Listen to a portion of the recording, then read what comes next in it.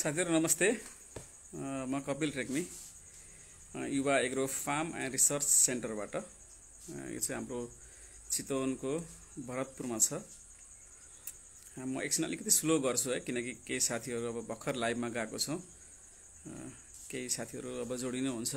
अलिकति मासमा हुनुभयो भने धेरै कुरा रिपिट गर्न पर्दैन, त्यही भएर म सुरुको 1-2 मिनेट स्लो हुन्छु है।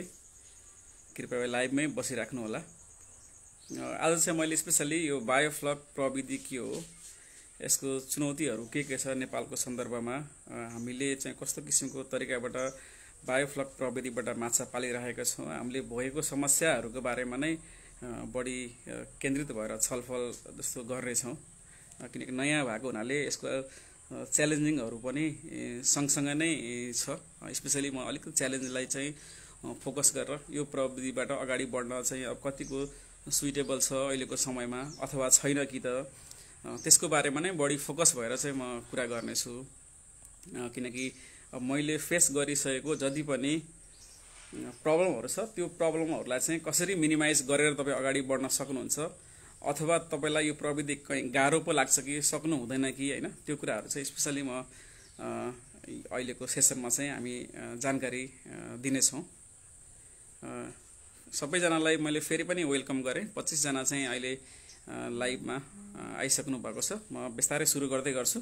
तपाईहरुलाई कुनै क्वेशनहरू भयो भने चाहिँ तपाईको च्याट बक्समा गएर लेख्न सक्नुहुन्छ। म पछि चाहिँ अलि अन्तिमतिर चाहिँ क्वेशनहरूको एन्सर गर्ने कोसिस गर्नेछु। मैले फेरि पनि सबैजनालाई वेलकम गरेँ। 30 जना हुनुभयो लगभग। अब म सुरु गर्छु।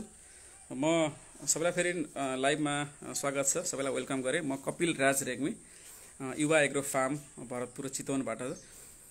हामी चाहिँ नेपालमा पहिलो चोटि एक किसिमले भन्ने हो भने चाहिँ टेक्निकल्ली नेपालको लागि फर्स्ट चाहिँ बायोफ्लक सिस्टमबाट फिश फार्मिङ गर्ने टिम हो। युवा एग्रो फार्म हाम्रो चितवनको भरतपुरमा छ। यो चाहिँ हामीले यो प्रविधिबाट चाहिँ अब माछा पालन अहिले गर्न थालेको ठ्याक्कै आजको दिनमा भन्ने हो भने 16 महिना मात्रै भएको छ। कमर्सियल रूपमा हामीले लगभग 13 महिना चाहिँ हामीले पार गरिसक्यौं कमर्सियल वेमा चाहिँ। तपाईलाई यसको बारेमा फार्ममा अहिले पुरै भिजिट पनि गरौँ। मैले फार्ममै छु बाइ द वे। हामी कसरी चाहिँ माछा पालिरहेको छौं त्यो पनि देखाउनेछु। लगभग हामी 16 महिनादेखि यो प्रविधिसँग चाहिँ खेलिरहेको छौं, यो प्रविधिबाट अघि बढिरहेको छौं। बायोफ्लक अब के हो र कसरी गर्ने, म त्यसको बारेमा तपाईलाई जानकारी दिन गइरहेको छु। सुरुमा चाहिँ यो हामीले कसरी सुरु गर्यौं त्यो पनि अलिकति छोटकरी मैले जोडिहालेँ। किनकि यो प्रविधिबाट चाहिँ पोखरीमा जति पनि समस्याहरू छ, जुन नेचुरल पोखरी हुन्छ अथवा माटोको पोखरी, सबैजनाले माटोको पोखरीमा माछा पाल्न मिल्ने अहिलेको अवस्था होइन। किनकि त्यसमा चाहिँ ठूलो एरियामा ल्यान्ड सप्लाई चाहिन्छ, जग्गा चाहिन्छ, पानीको स्रोत पनि राम्रो हुनु पर्यो। पछि गएर जमिन पूर्ण पर्ने अवस्थामा माटोहरू झन् महँगो हुन्छ हैन। त्यसै भएर त्यो प्रविधि सबैको लागि फिजिबल नहुन सक्छ। त्यो माटोको पोखरी आफ्नो ठाउँमा राम्रो छ, तर सबैजनाले त्यही प्रविधिबाट माछा पाल्न सक्दैनन्। हो त्यस्ता मान्छेहरू जोसँग पानीको स्रोत कम छ, जग्गाको स्रोत कम छ, केही मात्रामा पुँजी छ भने त्यस्ता व्यक्तिहरूले पनि यो प्रविधिबाट चाहिँ व्यावसायिक रूपमा अगाडि बढ्न सकिन्छ कि भन्ने सोचेर चाहिँ हामीले एक्सपेरिमेन्ट गर्दै चाहिँ हामी यहाँसम्म आइपुगेको अवस्था हो। हामी चाहिँ युवा एग्रो फार्म चाहिँ एउटा टिममा काम गरिरहेको छ। हामी टिममा 5 जना छौं। प्रकाश पन्थी र म कपिल राज रेग्मी चाहिँ हामी स्पेशली यो टेक्निकल पार्ट चाहिँ हामीले हेर्छौं, फार्मिङ गर्छौं। अरु साथीहरूले आफ्नो व्यावसायिक सेक्टरहरू उहाँहरूले हेर्नुहुन्छ। अब बायोफ्लक प्रविधि भनेको चाहिँ स्पेशली कस्तो भन्दाखेरि पोखरीमा भएको जति पनि समस्याहरू छ नि, किनकि पोखरीमा के छ भन्दाखेरि तपाईको दानाको खुवाइको रेशियो अनुसार चाहिँ प्रोडक्सन कम छ, दानाहरू बढी खेर जान्छ, तपाईको पानीको रिसोर्सहरू बढी लाग्छ, तपाईको जमिन चाहिँ तपाईको बढी क्षेत्रफल लिन्छ। हो त्यो कुराहरूलाई कसरी मिनिमाइज गर्न सकिन्छ भनेर रिसर्च गर्दाखेरि चाहिँ यो प्रविधि चाहिँ इनोभेट भएको हो। खास यो प्रविधि चाहिँ इजरायली टेक्नोलोजी हो। डाक्टर एरोम भन्ने एकजना साइन्टिस्टले चाहिँ यो सिद्धान्तबाट चाहिँ माछा पाल्न सकिन्छ भनेर रिसर्च गरिएको हो। तर इजरायली टेक्नोलोजी भए पनि यो प्रविधि चाहिँ टेक्निकली चाहिँ यो ट्रपिकल कन्ट्रीजहरू जति पनि छ त्यो ट्रपिकल कन्ट्रीजहरूमा चाहिँ बढी यो प्रविधिबाट काम गरिएको छ। ट्रपिकल कन्ट्री भनेको जहाँ चाहिँ क्लाइमेट अलि स्टेबल छ, जहाँ चाहिँ चिसो अथवा गर्मी धेरै छैन, एउटै मौसम हुन्छ, त्यस्तो ठाउँमा चाहिँ बढी राम्रो हुन्छ। यो किन राम्रो हुन्छ यसको अलि म पछिल्लो सेसनमा त्यसको बारेमा तपाईलाई म जानकारी गराउने छु। अब यो प्रविधिको मेन फाइदा भनेको एकदम सानो एरियामा थोरै पानीमा हाई डेन्सिटीमा पाल्न सकिन्छ। यसमा चाहिँ एक किसिमको एक्वेरियम भन्छौँ हैन, तपाईँले घरमा एक्वेरियम देख्नुभएको होला। त्यस्तै किसिमको एउटा जमिनभन्दा माथि तपाईँको जग्गाको संरचना नबिगारिकन एउटा हामीले स्ट्रक्चर डिजाइन गर्छौँ। त्यो अहिले म फार्ममा देखाउनेछु त हजुरहरूलाई, लाइभमै बसिराख्नु होला। जमिनभन्दा माथि चाहिँ एउटा स्ट्रक्चर हामीले डिजाइन गर्छौँ। त्यो स्ट्रक्चरमा चाहिँ एउटा किसिमको तारपुलिन आउँछ, तिरपाल आउँछ। त्यो तिरपाललाई राखेर पानी राख्छौँ। त्यो पानीमा चाहिँ हामीले ब्याक्टेरियाको फर्मेसन गर्छौँ। एकदम याद गर्नुहोस्, यसमा ब्याक्टेरिया भनेको नै बायोफ्लक हो। हामीले जति पनि बायोफ्लक भन्ने टेक्नोलोजी तपाईँले सुन्नु भएको छ भने यो चाहिँ बायोफ्लकको कोलोनीको माध्यमबाट, बायोफ्लकको झुन्डको माध्यमबाट चाहिँ पानीलाई एक किसिमको फिल्ट्रेसन गर्ने प्रविधि हो। किनकि यो प्रविधिमा चाहिँ zero or minimal water exchange भन्छ। यो प्रविधिमा पानी चेन्ज गर्नु पर्दैन। तपाईँको पानी चेन्ज नहुने भइसकेपछि माछा पाल्न सुरु गरेपछि माछाको लागि त हामीले दाना दिन्छौँ। त्यो दाना पनि त्यहाँ कुहिन्छ, गल्छ पानीमै, माछाले पनि वेस्ट गर्छ, दिशा गर्छ। त्यो सबै पानीमै मिक्स हुन्छ, जसले गर्दा पानी एक किसिमको धमिलो हुन्छ, फोहोर हुँदै जान्छ। भने ब्याक्टेरियाले चाहिँ त्यहाँ भएको पानीमा भएको जति फोहोर कुराहरू छ त्यसलाई चाहिँ प्रोटिन सेलमा कन्भर्ट गर्ने, त्यहाँ भएको टक्सिक पदार्थ एमोनियाहरू हुन्छ, नाइट्रेट हुन्छ, त्यसलाई चाहिँ भन्न एक कन्ज्युम गरेर चाहिँ हटाउने, पानीलाई फिल्ट्रेसन गर्ने काम चाहिँ ब्याक्टेरियाले गर्ने भएको हुनाले चाहिँ हामीले यो माछा पालन पद्धतिमा चाहिँ ब्याक्टेरियाको माध्यमबाट चाहिँ हामीले कन्टिन्यू पानीलाई चाहिँ फिल्ट्रेसन गर्छौँ। यसमा चाहिँ zero or minimal water exchange भनेको चाहिँ पानी चेन्ज गर्नु पर्दैन। तपाईँको 6 महिनाको ड्युरेसनभित्र हामीले 6 महिनामा चाहिँ माछालाई नर्मली हार्भेस्ट गर्छौँ। 6 महिनाको ड्युरेसनमा रेगुलरली अरू ठाउँमा जस्तो पानी चेन्ज गर्न चाहिँ यसमा पर्दैन। प्लस तपाईँको पानी चेन्ज गर्न नपर्ने भइसकेपछि त्यो ब्याक्टेरियाको कोलोनी चाहिँ कतिको मात्रामा छ त्यो चाहिँ रेगुलर मेजरमेन्ट तपाईँले गरिराख्नु पर्ने हुन्छ। किनकि पोखरीमा तपाईँको सबै कुराहरू इकोसिस्टम बन्छ, तपाईँले खासै धेरै कुराहरू फेस गर्नु पर्दैन। यसमा त थोरै एरियामा हाई डेन्सिटीमा माछा पाल्ने भइसकेपछि चाहिँ त्यो माछा चाहिँ कुन इन्भाइरोमेन्टमा बसिरहेको छ अथवा त्यो पानीको इन्भाइरोमेन्ट चाहिँ एकदम अप टु डेट राखिराख्नु पर्ने हुन्छ। त्यसको लागि चाहिँ सर्टेन हामीसँग पानीको प्यारामिटर नाप्ने किटहरू आउँछ। त्यो टिडिएस नाप्ने, पिएच नाप्ने, एमोनिया नाप्ने, अक्सिजनको लेभल नाप्ने त्यो किटहरू आउँछ। त्यो किटहरूले हामीले रेगुलर मोनिटर गर्छौँ। अनि पानीमा कुनै किसिमको तलमाथि भयो भने त्यही अनुसारको एडजस्टमेन्ट गर्नलाई चाहिँ हामीले यसमा हाल्न मिल्ने केही इन्ग्रिडियन्ट्सहरू हुन्छ, त्यो हामीले यसमा एड गर्नुपर्ने हुन्छ। यति बुझ्नुहोस् कि यो प्रविधि भनेको चाहिँ थोरै पानीमा हाई डेन्सिटीमा एकदम अर्बन एरिया, सहर बजारमा पनि थोरै जग्गा भएको ठाउँमा पनि माछा पाल्न मिल्ने चाहिँ प्रविधि हो। यो प्रविधिको दुईवटा च्यालेन्जिङ छ। एउटा चाहिँ मौसम च्यालेन्ज छ, अर्को चाहिँ इलेक्ट्रिसिटी च्यालेन्ज छ। म पहिला इलेक्ट्रिसिटीको कुरा गर्ने। तपाईँको 10,000 लिटरमा चाहिँ तपाईँको लगभग हामीले 800 देखि 1000 पिस माछा हाल्छौँ। भनेको पोखरीमा हामीले सामान्य एउटा 1 गठ्ठा पोखरीको जुन प्रोडक्सन हुन्छ, 1 गठ्ठामा हुने प्रोडक्सनको जति उत्पादन हुन्छ त्यो उत्पादन हामीले 10,000 लिटर पानी जुन अट्छ ट्याङ्की, 4 डायमिटरको ट्याङ्की भन्छौँ। त्यो 4 डायमिटरको ट्याङ्कीमा तपाईँको 1 गठ्ठा हुने पोखरीमा जति उत्पादन हुन्छ त्यसको बराबर जस्तै हुन्छ। भनेपछि त सानो एरियामा हाई डेन्सिटी भयो, त्यो हाई डेन्सिटी हुने साथै र पानी फेरि चेन्ज नहुने भएपछि पानीबाट नै माछाले अक्सिजन लिने भएको हुनाले पानीको अक्सिजन सकिन्छ। त्यसै भएर हामीले चाहिँ इलेक्ट्रिसिटी युज गरेर एउटा मोटर पम्प युज गर्छौँ, एरिएटर पम्प भन्छ। त्यो एरिएटर पम्पको माध्यमबाट पानीमा चाहिँ हामीले लगातार एरिएसन सप्लाई अथवा अक्सिजन सप्लाई गर्छौँ। यो नर्मल हामीले हस्पिटलमा युज गर्ने सिलिन्डर चाहिँ होइन, नर्मल एयर हुन्छ। त्यो एयर हामीले पानीमा सप्लाई गर्छौँ एउटा स्टोनको माध्यमबाट। अहिले म देखाउनेछु हजुरहरूलाई। हो त्यसरी लगातार सप्लाई गरिराख्नु पर्ने हुन्छ 24 घण्टा होइन, 7 दिन महिनैभरि 6 महिनासम्म। अब बिचमा तपाईँको 3 घण्टादेखि 4 घण्टासम्म लोड सेडिङ हुने अवस्था आयो अथवा अक्सिजन सप्लाई रोकिने अवस्था आयो भने माछालाई स्ट्रेस हुन्छ, माछालाई समस्या आउँछ। 5-6 घण्टापछि त माछा मर्न पनि सुरु गर्छ। त्यसै भएर यो प्रविधि अब पहिलाको लोड सेडिङ भएको अवस्थामा यो पद्धतिबाट अगाडि बढ्नै गाह्रो थियो। अनि अहिले चाहिँ लोड सेडिङ नभएको भएर हामीले विगत 16 महिनादेखि गरिरहेका छौँ। अब बिचमा तपाईँको अब्स्टाकल आयो, लोड सेडिङ भइदियो अथवा केही भयो भने इन्भर्टर ब्याकअप सिस्टम चाहियो। कहिलेकाहीँ 3-4 दिनै लाइन जाने अवस्था छ भने त्यतिखेर तपाईँसँग सानो एउटा जेनेरेटर पनि चाहिन सक्छ। अनि बायोफ्लकको एउटा गाह्रो पक्ष भनेको इलेक्ट्रिसिटी एउटा हो, एकदम याद गर्नुपर्ने कुरा। त्यो तपाईँले म्यानेज गर्न सक्नुहुन्न भने बायोफ्लक नगर्दा पनि हुन्छ। अर्को यसको अलिकति च्यालेन्जिङ पार्ट भनेको चाहिँ नेपालको सन्दर्भमा चाहिँ मौसम हो। यो प्रविधिमा तपाईँले माछा सँगसँगै ब्याक्टेरिया पनि कल्चर गर्नुपर्छ।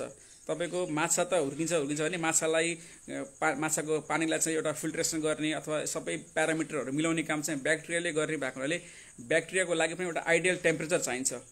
त्यो टेम्परेचर चाहिँ हाम्रो नेपालको यसमा सधैँ एउटै हुँदैन। अहिले हाम्रो चिसो सुरु हुँदै गएको छ, अब अलि 1 महिनापछि झन् चिसो हुन्छ होइन। तपाईँको फागुनमा गएर गर्मी सुरु हुन थाल्छ भनेपछि जहाँ चाहिँ टेम्परेचरको फ्लक्चुएट हुन्छ नि, टेम्परेचर धेरै तलमाथि हुने अवस्थामा चाहिँ ब्याक्टेरियाको ग्रोथ पनि राम्रो हुँदैन। त्यसै भएर हामीले यो प्रविधिमा चाहिँ एकदमै चिसो भएको अवस्थामा पुस र माघको बेलामा चाहिँ नयाँ कल्चर गर्दैनौँ, नयाँ भुरा चाहिँ हाल्दैनौँ। हामीले भएको जति पनि पहिला हालेको 6 महिना अगाडि राखेको जति पनि माछाहरू छ त्यसलाई बेच्ने टाइममा चाहिँ तपाईँले कन्भर्ट गर्न सक्नुहुन्छ, बेच्न सक्नुहुन्छ।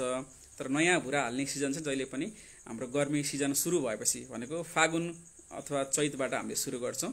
तपाईँको वर्षमा 2 चोटि यो प्रविधिबाट तराई एरिया बेल्टमा होइन चितवन जस्तो ठाउँमा चाहिँ हामीले 2 चोटि हार्भेस्ट गर्न सक्छौँ।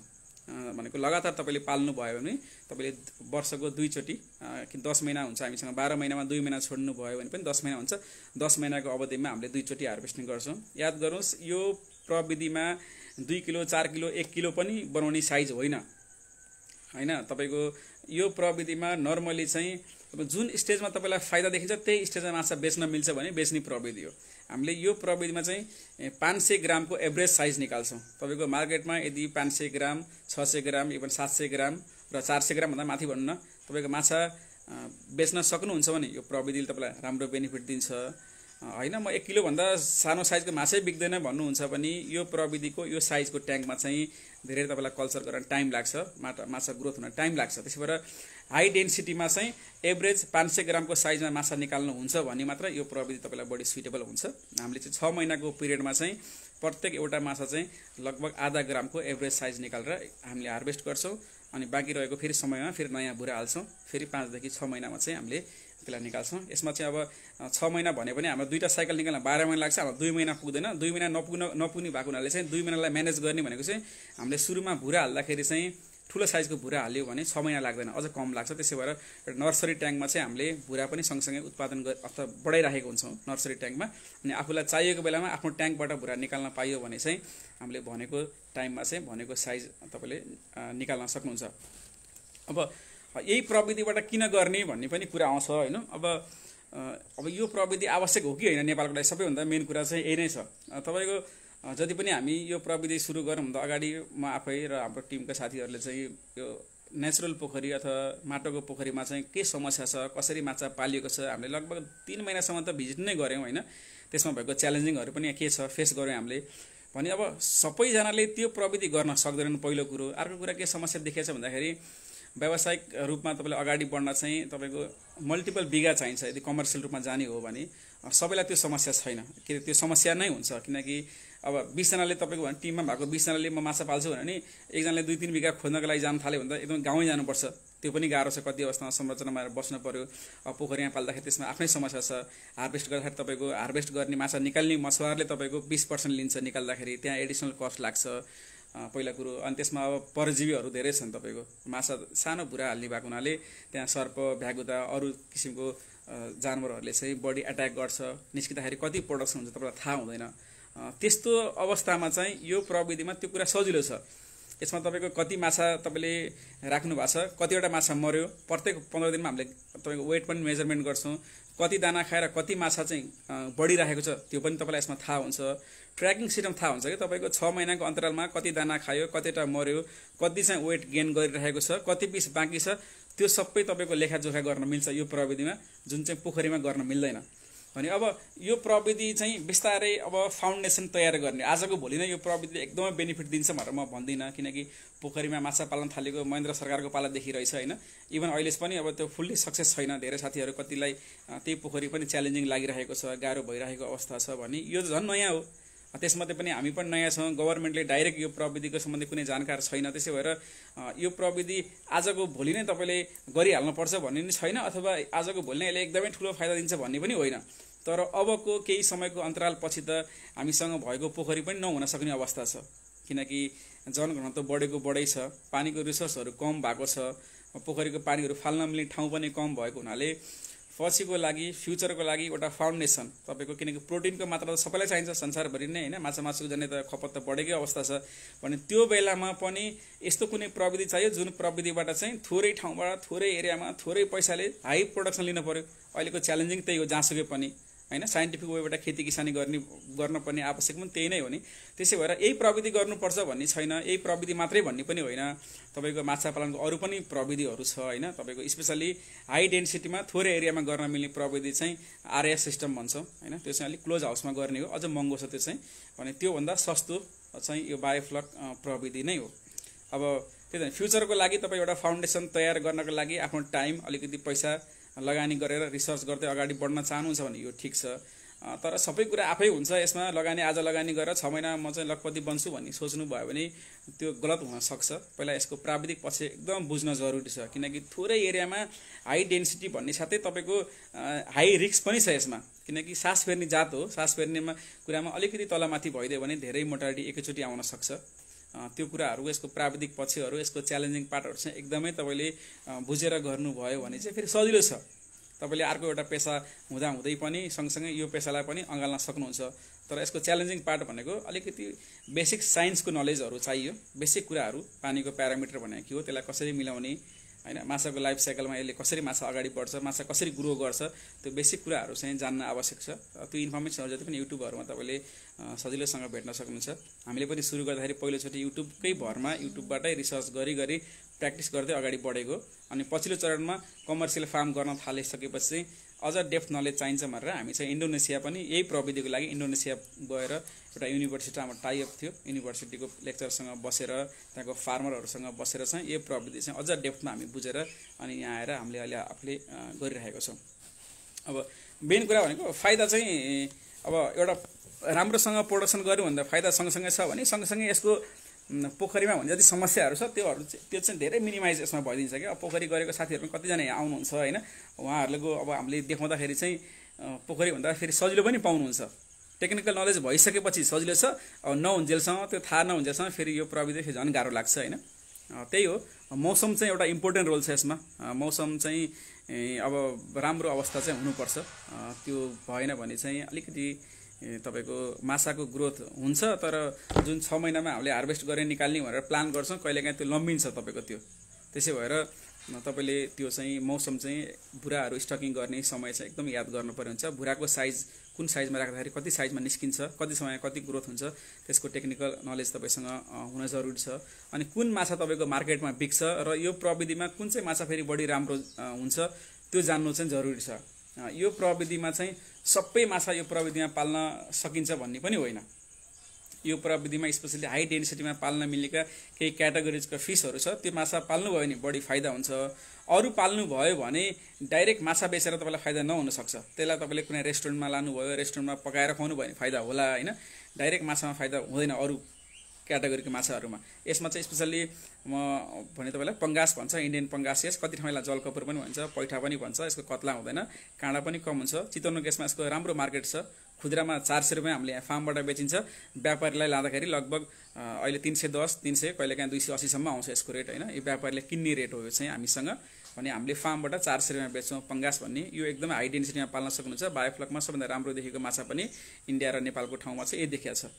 अनि अर्को माछामा चाहिँ अब कार्प जाति कत्लावाला माछा मध्येमा तपाईँले यसमा चाहिँ कमन कार्प मात्रै पाल्न सक्नुहुन्छ। कार्प जातिको 7 किसिमको माछाहरू नर्मली यहाँ मत्स्य विकासबाट किसानलाई पाल्न दिइन्छ। त्यसमध्ये चाहिँ कमन कार्प माछा चाहिँ यसमा पाल्न सक्नुहुन्छ। तर पंगासको तुलनामा चाहिँ 50% डेन्सिटी कम गरेर पाल्नुपर्छ। पंगास तपाईँले एउटा ट्याङ्कमा अब 800 पिस हाल्नुहुन्छ भने तपाईँको कमन कार्प हाल्नुभयो भने 400 पिसभन्दा बढी नहाल्नुहोस् भन्छ हामीले चाहिँ 10,000 लिटरको ट्याङ्कमा नै। किनकि यसको चाहिँ जुन एउटा आफू शरीर ग्रो गर्ने जुन एउटा क्षमता छ त्यसमा चाहिँ पानी बढी चाहिन्छ यसलाई। त्यसै भएर यसको डेन्सिटी कम छ। यो चाहिँ पाल्न चाहिँ सक्नुहुन्छ, राम्रो बढ्छ पनि यो पनि। अनि अर्को तिलापिया छ। तिलापिया यो बायोफ्लक प्रविधिमा एकदम राम्रो बढ्छ, किनकि यो प्रविधिमा सबैभन्दा बढी रिसर्च भएको माछा पनि तिलापिया हो। वर्ल्डमा लगभग 3rd कि 4th बढी खाइने माछाहरूमा तिलापिया पर्छ। हाई प्रोटिन हुन्छ, एकदम टेस्टी हुन्छ। तर अलिकति यसको च्यालेन्जिङ के छ भन्दा तिलापिया चाहिँ यो चाहिँ लगभग सानो उमेरमा चाहिँ यसले अन्डा पार्छ। भालेपत्ती तपाईँको कुनै पनि किसिमको पोखरीमा छ भने 2 वर्षको अन्तरालमा पुरै त्यो तिलापिया मात्रै पोखरीभरि हुन्छ, किनकि यसले चाँडै नै अन्डा पारेर चाहिँ अन्डा चाहिँ लगभग सबै तपाईँको भुरामा कन्भर्ट हुन्छ। अनि लगभग 100-150 ग्राम भएपछि त्यसले फेरि भुरा पार्न सुरु गर्छ। त्यसै भएर चाहिँ यसलाई नर्मली नेपालको केसमा जङ्गली माछा पनि भन्छ। तर हामीले यो प्रविधिमा अलिक फरक गर्छौँ। यो प्रविधिमा चाहिँ तिलापिया माछा पाले पनि हामीले मोनोसेक्स पाल्छौँ। मोनोसेक्स भनेको भाले प्रविधिको माछा मात्रै पाल्छौँ। त्यो कसरी पोसिबल छ भन्दाखेरि यहाँ हाम्रो रामपुर कलेज छ, रामपुर कलेजमा त्यो रिसर्च पनि हुन्छ। त्यहाँ चाहिँ तिलापिया माछाको भुरा उत्पादन गरिन्छ। अन्डाबाट जब भुरा निस्किन्छ त्यसलाई चाहिँ दाना खुवाउन सुरु गर्दाखेरि हार्मोन खुवाइन्छ। त्यो हार्मोनले चाहिँ उसले चाहिँ अन्डा पार्न सक्ने क्षमता अथवा रिप्रोडक्सन गर्न सक्ने क्षमतालाई हटाइदिन्छ। एक किसिमको त्यो भाले नै हुन्छ। अनि त्यसरी भाले तपाईँको तिलापिया पाल्यो भने चाहिँ सबै माछाहरू चाहिँ इक्वली बढ्छ, ग्रो गर्छ। त्यसलाई चाहिँ 400-500 ग्राम बनाउन सकिन्छ। त्यसै भएर हामीले यो प्रविधिमा चाहिँ मोनोसेक्स तिलापिया पाल्छौँ। यो प्रविधिमा एकदम राम्रो पनि छ मोनोसेक्स तिलापिया चाहिँ।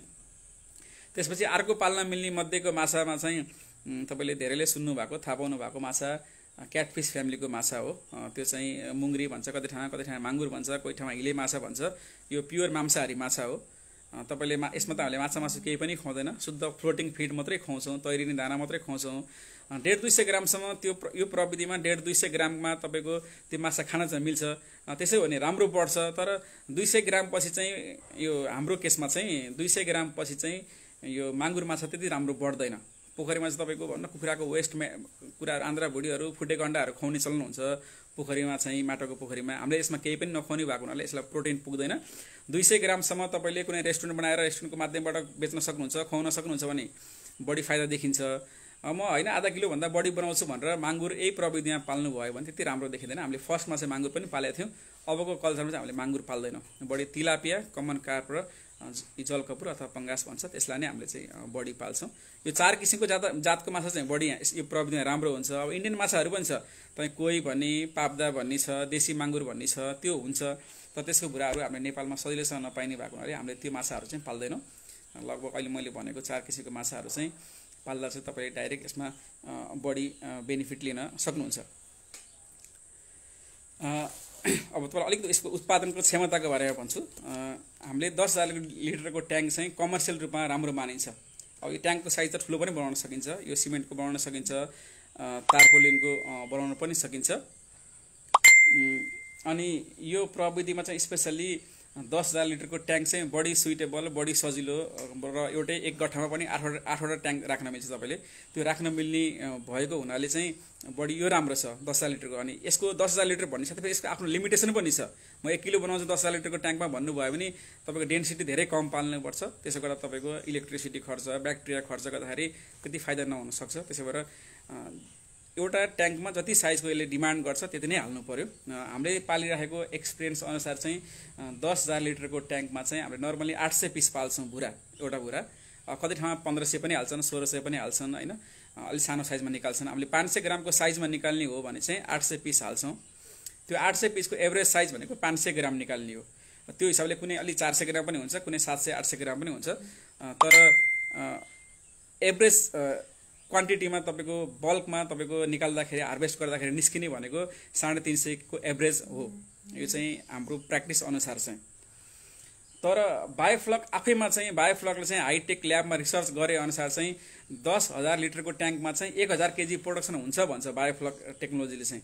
तर त्यो किताबमा लेखेर त भएन, हामी त प्र्याक्टिकल अब प्र्याक्टिस गर्ने मान्छे भएको हुनाले चाहिँ अहिलेको अवस्थामा 350 देखि 400 केजी प्रोडक्सन हुन्छ भनेर चल्नुहोस् होइन। जब तपाईँ आफै पनि यसमा अलिक विज्ञता हासिल गर्दै जानुहुन्छ अनि डेन्सिटी चाहिँ बिस्तारै बढाउन सकिन्छ। अब हामी पनि बढाउने क्रममै छौँ, किनकि अहिले सुरुको अवस्थामा हामीले कम राखेरै गएको हो। किनकि फर्स्ट इयर हाम्रो लागि पनि च्यालेन्जिङ थियो होइन। अब फर्स्ट इयर चाहिँ कुन माछा राम्रो हुन्छ भने थाहा थिएन, त्यसै भएर धेरै माछा ट्राई गर्यो। अब यो माछा चाहिँ राम्रो हुन्छ, यसमा फाइदा हुन्छ भने देखिसकेपछि हामीले यसको डेन्सिटी पनि बिस्तारै बढाउँदै जान्छौँ। अहिलेलाई 400 रुपियाँ तपाईँको 400 केजी चाहिँ तपाईँको एउटा ट्याङ्कीबाट बढीमा निस्किन्छ भनेर मानेर चल्नु पर्यो। त्यति गर्दा पनि तपाईँको 1 केजी माछाको प्रोडक्सनमा भन्छु तपाईँको यसमा बायोफ्लक प्रविधिमा 1:1 रेसियो हामीले भन्छौँ। 1:1 भनेको 1 केजी माछा उत्पादन हुनको लागि 500 ग्रामको दुईटा भनौँ न, 1 केजी माछा उत्पादन हुनको लागि उसले आफ्नो जीवनकाल 6 महिनाभरिमा चाहिँ उसले 1 केजी दाना नै खान्छ जम्मा। भने 1 केजी दानाको तपाईँको 1 केजी माछामा चाहिँ कन्भर्ट भयो, उसको बडी मास चाहिँ त्यसरी कन्भर्ट हुन्छ।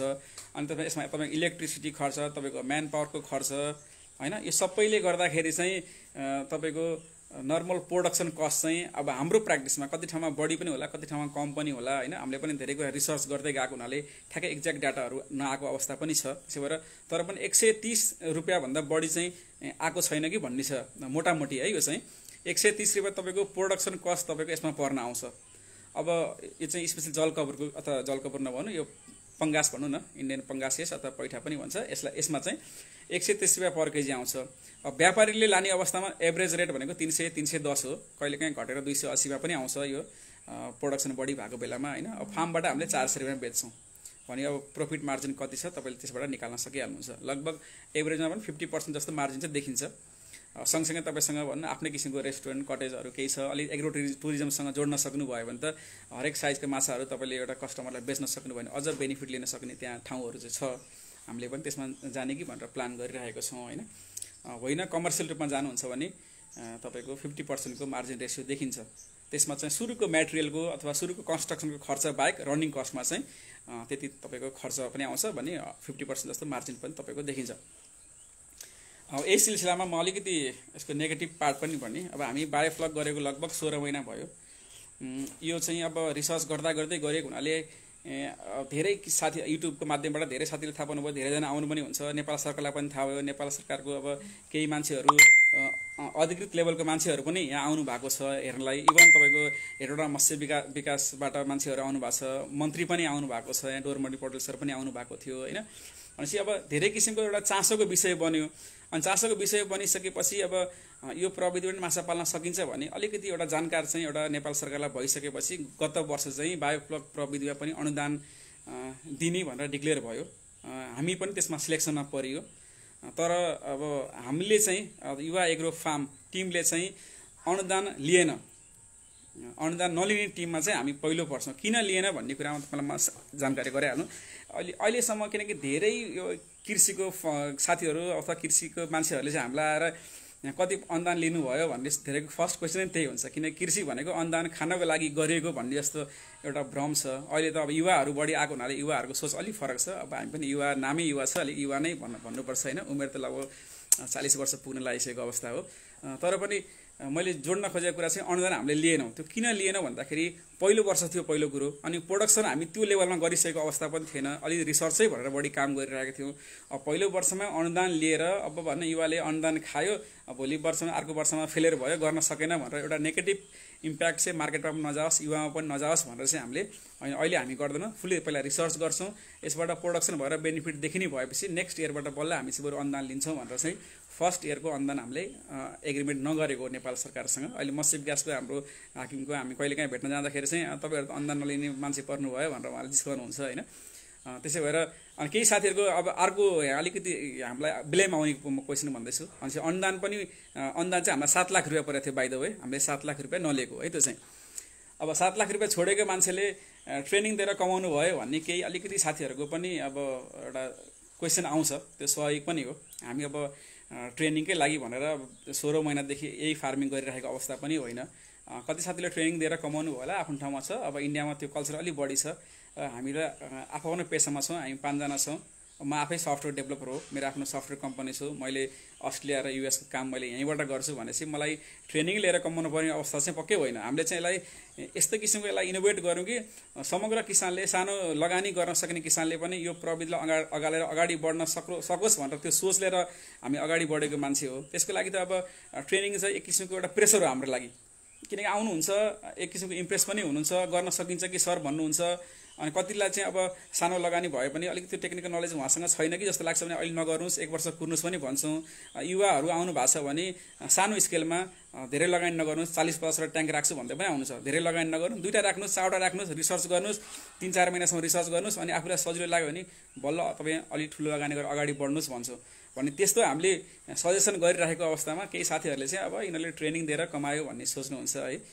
त्यो चाहिँ म एक किसिमले त्यति एग्री चाहिँ हुँदैन। किनकि हाम्रो लास्ट ट्रेनिङमा पनि हामीले जानकारी दियौँ, 3000 रुपियाँ हाम्रो ट्रेनिङ लिएर राखेका थियौँ। त्यसमा अब खाना बस्न सबै सुविधा दिएको थियौँ भनेपछि हामीलाई के फाइदा होला होइन।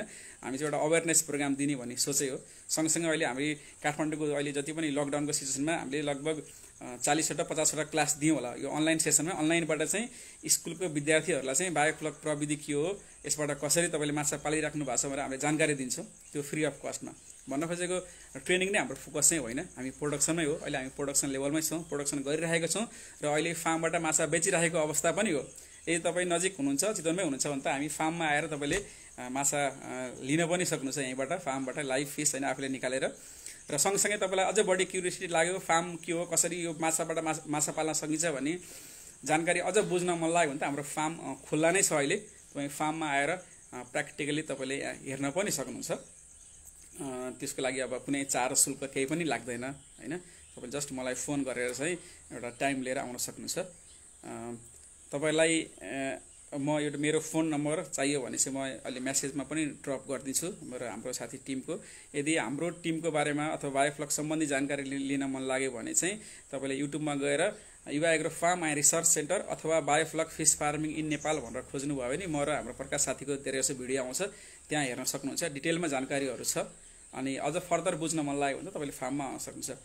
अब चाहिँ म तपाईहरुलाई एक्चुअली म फार्ममै भएको हुनाले फार्मको एउटा भ्यू देखाउँछु हैन। फार्ममा चाहिँ हामीले कसरी माछा पालिरहेको छौं, सकेसम्म फिडिङ खुवाएर माछा पनि देखाउने कोसिस गर्छु। साथीहरु लाइभमा एकछिन बसिराख्नु होला है त।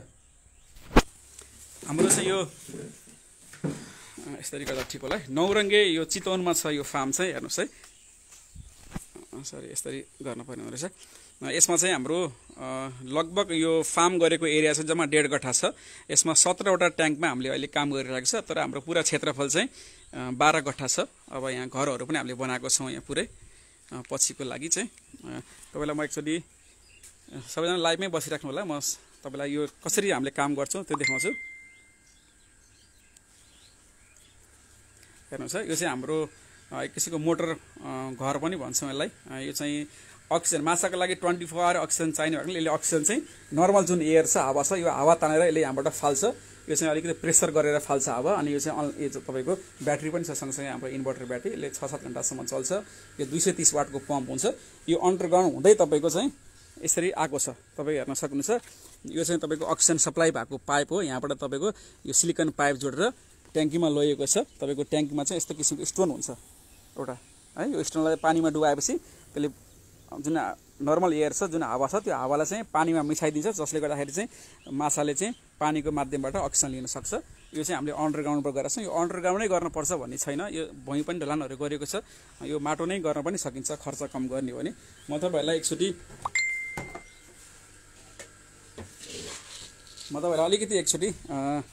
दाना पनि खुवाएर देखाउँछु एकचोटी। यो चाहिँ हाम्रो फ्लोटिङ फिड हो। यो 3 mm को दाना हो। एकचोटी म यसमा हेर्न सक्नुहुन्छ है तपाईले।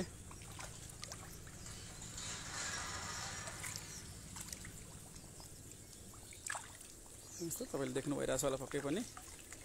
यो चाहिँ पैठा, अब कति ठाउँमा जलका पनि भनिन्छ हैन। तर यो चाहिँ पंगास हो, इन्डियन पंगास। दाना खुवाउने टाइम चाहिँ हाम्रो अहिले दिउँसो घाममा दिन्छ प्रायः जसो। अहिले बेलुका हुन थालिसकेको छ।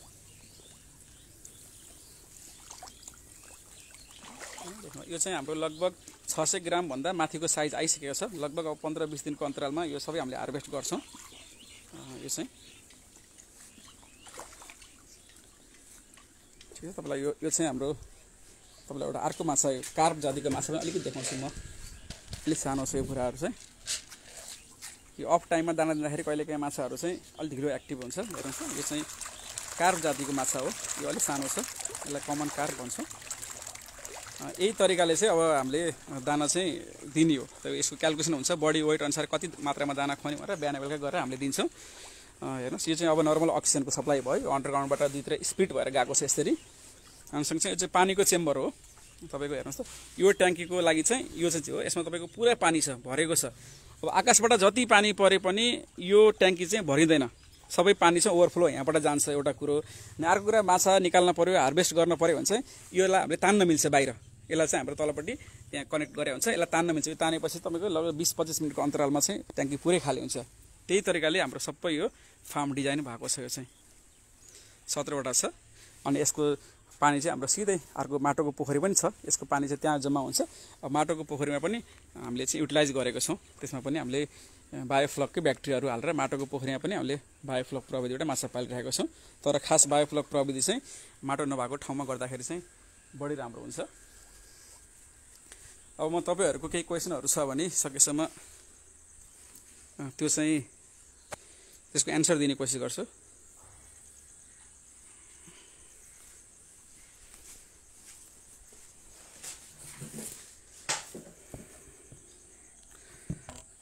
म यसमा च्याट बक्समा एउटा नम्बर म हजुरहरुलाई म यहाँ डेलिभर गरिदिन्छु। हजुरले त्यहाँबाट टिप्न सक्नुहुन्छ है।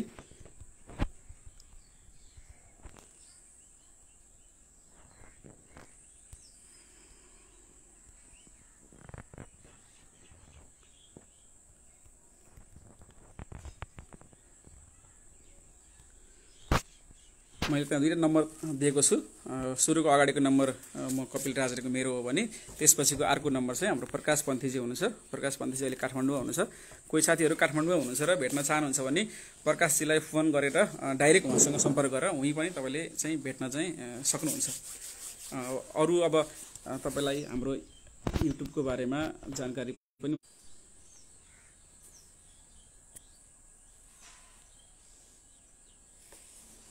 म सकेसम्म अब हजुरहरूको क्वेसन चाहिँ म यहाँ सल्भ गर्ने कोसिस गर्छु। म माथि यहाँ च्याट बक्सको म्यासेजहरू पढ्दै एकचोटि एन्सर दिने कोसिस गर्नेछु। अब थुप्रै छ होला म्यासेज त हैन। अब केही साल सुरुमै यहाँ म अघि ट्रेनिङको बारेमा एउटा कहानी सुना। यहाँ ट्रेनिङको व्यवस्था छ कि छैन भन्नुहुन्छ हैन। अब एकदमै तपाईँलाई आवश्यक पर्यो बुझ्न मन लाग्यो भने ट्रेनिङ भन्दा नि पहिला एकचोटि फार्ममा आउनुहोस्, फार्ममा हेर्नुहोस् हैन। हामी बेसिक तपाईँलाई नलेजहरू पनि दिन्छौँ अनि त्यसपछि तपाईँलाई इन्ट्रेस्ट जाग्यो भने ट्रेनिङ पनि हामी दिन सक्छौँ। त्यो चाहिँ सानो सानो स्केलमा दिन्छौँ हैन। म हजुरको क्वेसन यहाँ हेर्दैछु। नमस्कार भन्नुभयो धेरैजनाले, सबैजनालाई फेरि पनि नमस्कार। पछि आउने साथीहरूलाई म कपिल राज रेग्मी युवा एग्रो फार्मबाट बायोफ्लक सम्बन्धी हामीले माछा पालिरहेको छौँ विगत 16 महिनादेखि। सर यो प्रविधिबाट माछा पाल्दा तपाईँले के कस्तो सहयोग गर्नुहुन्छ? हामीले गर्ने सहयोग भनेको टेक्निकल सहयोग गर्छौँ एउटा, हाम्रो टिमले सहयोग गर्न भनेको अर्को टिमले चाहिँ तपाईँलाई यसको प्राविधिक सामानहरू जति पनि छ त्यो अहिले मार्केटमा त्यही सहिलेसँग पाइँदैन, त्यसको सामानहरू पनि दिन्छौँ। सँगसँगै अलिक ठुलो स्केलमा जाने प्लानै भयो भने चाहिँ त्यो फिल्ड डिजाइनदेखि लिएर हैन यसको टेक्निकल पार्टहरू पनि हामीले सहयोग गर्छौँ। यो विष्णु खरेलजीले यहाँ सोध्नु भएको रहेछ। सर सबै चिज आवश्यक हजुरसँग उपलब्ध गर्न सकिन्छ भनेर सोध्नु भएको छ। तपाईँलाई त्यस्तो आवश्यक पर्यो कहीँ नपाउनु भएको अवस्था भयो भने हामी सहयोग गर्छौँ। दैलेखमा गर्न सकिन्छ भनेर सोध्नु। दैलेख भन्दा पनि यसरी बुझ्न पर्यो, यो चाहिँ पानीको टेम्परेचर तपाईँको भनौँ न एकदम पुस र माघ बाहेक अरू समयमा चाहिँ पानीको टेम्परेचर 20 डिग्री सेल्सियस भन्दा माथि र 35 डिग्री सेल्सियस भन्दा तल छ भने जहाँसुकै गर्न सकिन्छ। 20 देखि माथि र 35 भन्दा तल हुनु पर्यो। एभरेज राम्रो भनेको 28 डिग्री सेल्सियस भन्छौँ हामीले चाहिँ हैन। प्राउनको भुराको बारेमा भनेर सोध्नु भएको छ। अब हामीले प्राउन चाहिँ गरेको छैनौँ।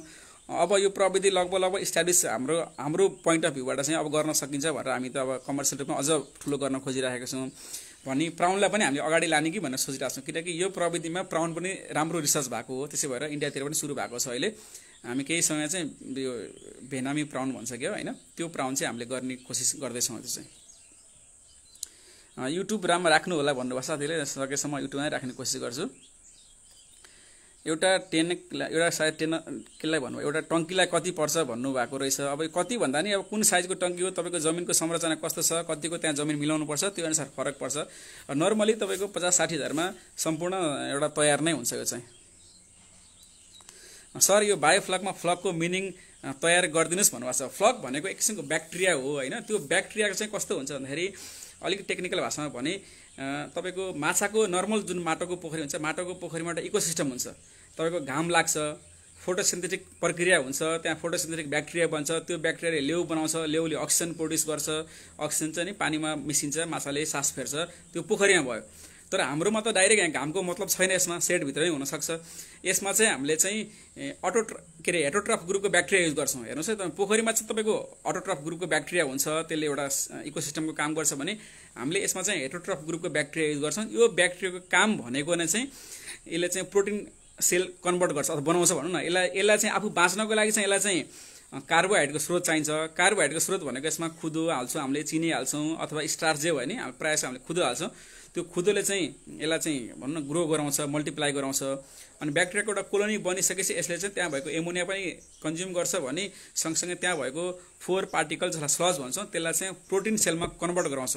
फ्लक भनेको ब्याक्टेरियाको कोलोनी हो, बायोफ्लक भनेको नै ब्याक्टेरियाको कोलोनी हो। यो चाहिँ पाउडर फर्ममा आउँछ।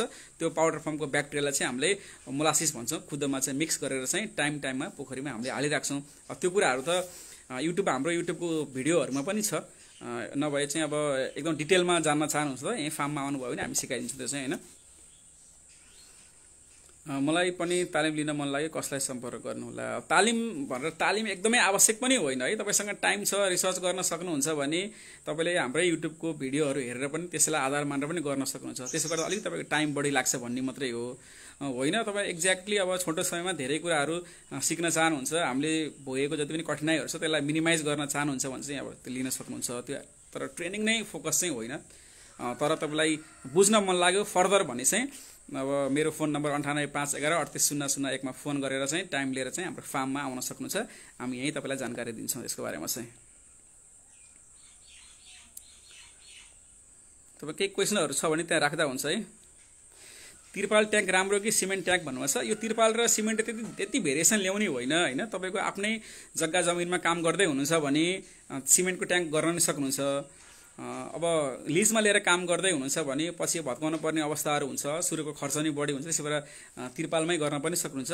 तर एउटा मेजर फ्याक्टर भनेको सिमेन्टको ट्याङ्क बनाउनु भयो भने कम्तीमा पनि लगभग 1.5-2 महिनासम्म चाहिँ त्यो पानीको रियाक्सन चाहिँ तपाईँको चुना भन्छ नि, सिमेन्ट पनि चुना भएको हुनाले पानीको रियाक्सन चाहिँ चुनासँग बढी भएको हुनाले पिएचको भ्यालु चाहिँ अलिक बढिराख्छ। त्यसो 2 महिनासम्म अलिकति तपाईँको च्यालेन्जिङ हुन्छ। त्यसै भएर हामीले चाहिँ तिरपाल नै युज गर्छौँ। अलिकति राम्रो पनि देखिन्छ, तिरपाल सफा पनि देखिन्छ। तर गर्न चाहिँ सिमेन्ट अथवा तपाईँको तिरपाल जुन पनि युज गर्न सक्नुहुन्छ। ब्याक्टेरिया चाहिँ हामीले हाल्नुपर्छ कि आफै प्रोड्युस हुन्छ भन्नुभएको छ। यो चाहिँ हामीले हाल्नुपर्छ। आफै प्रोड्युस पनि हुन्छ। केही किसिमको ब्याक्टेरियाहरू दानाको माध्यमबाट आफै प्रोड्युस पनि हुन्छ इन्भाइरोमेन्टबाट होइन, अटोमेटिकली।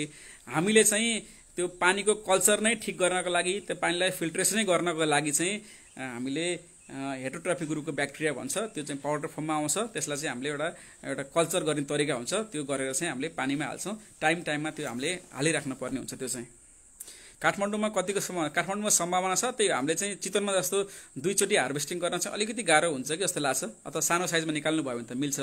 500 ग्रामको 2 चोटि निकाल्न चाहिँ गाह्रो हुनसक्छ, अथवा 1 चोटि चाहिँ मिल्छ जस्तो लाग्छ गर्मीको बेलामा चाहिँ। टेम्परेचर कसरी म्यानेज गर्ने? अब टेम्परेचर म्यानेज गर्नेको यो ठुलो क्वेसन हो होइन। अब प्रकृतिको एग्नेस्टमा जान अलिक गाह्रै छ। तपाईँ खर्च बढी पर्छ, मिल्न त मिल्छ, हाइटेक गर्न सक्नुहुन्छ। त्यसले गर्दाखेरि चाहिँ माछाको प्रोडक्सन कस्ट बढी पर्छ। त्यसै भएर बेटर चाहिँ 2 महिनासम्म चाहिँ जाडोको बेलामा चाहिँ टेम्परेचर म्यानेज बरु नगर्ने, सिलपोलिनहरू युज गर्न सक्नुहुन्छ। ढाकेर तपाईँले टेम्परेचर केही स्टेबल गर्न सक्नुहुन्छ। तर एकदमै पानीको तापक्रमै आइडियलै बनाउँछु भनेर 28 डिग्री राख्छु भन्न चाहिँ गाह्रो छ होइन। त्यसै भएर 2 महिना चाहिँ सकेसम्म चाहिँ सिलपोलिनहरूले ढाक्न सक्नुहुन्छ। त्यति मात्रै गर्दा चाहिँ फाइदा हुन्छ।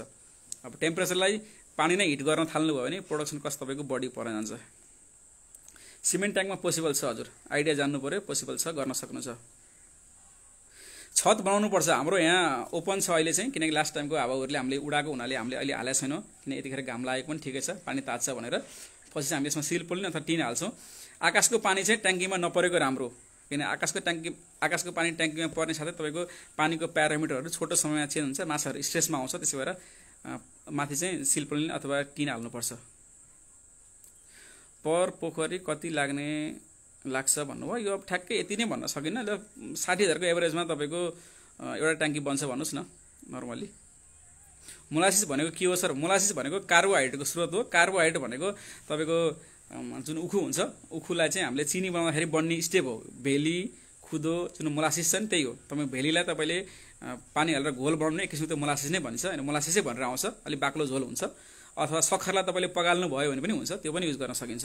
मोलासिस अलिक सस्तो हुन्छ। How to control temperature please भन्नुहुन्छ। अब टेम्परेचर कन्ट्रोल गर्ने अब हाम्रो माध्यमबाट भन्ने हो भने सिलपोलिन हाल्नुहोस्, एउटा ग्रिन हाउस जस्तो इन्भाइरोमेन्ट बनाउनुहोस्, त्यसैले गर्न सक्नुहुन्छ। त्यसमा अब इलेक्ट्रोनिक रडहरू युज गरेर चाहिँ हुँदैन, किनकि इलेक्ट्रोनिक रडहरू युज गर्यो भने कस्ट पनि बढी पर्न जान्छ। त्यसले चाहिँ त्यसको हिटले चाहिँ ब्याक्टेरिया पनि बढी मर्छ। त्यसै भएर त्यो चाहिँ त्यसरी चाहिँ नगर्दा हुन्छ।